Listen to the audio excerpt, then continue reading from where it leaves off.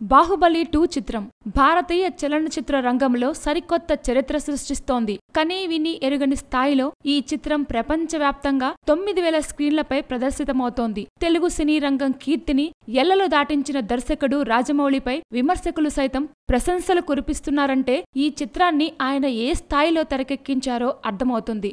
శుక్రవారం విడుదలైన ఈ చిత్రం విశేషాలు మీకోసం.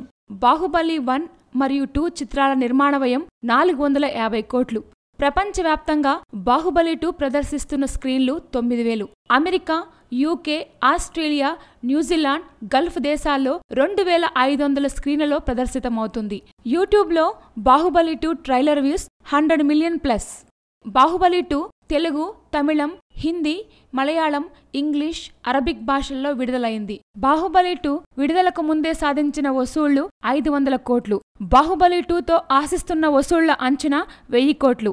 ఐమాక్స్ ఫార్మాట్లో విడుదలైన తొలి భారతీయ చిత్రం బాహుబలి 2. ఇక ఇండియాలో అత్యధికంగా వసూళ్లు సాధించిన చిత్రాల విషయానికొస్తే పీకే 741 crores, Dangal 722 crores, Bajrang Bhaijaan 605 crores, Baahubali the beginning 602 crores, Sultan 584 crores. Please subscribe. Hi, it's me Purna. Please subscribe.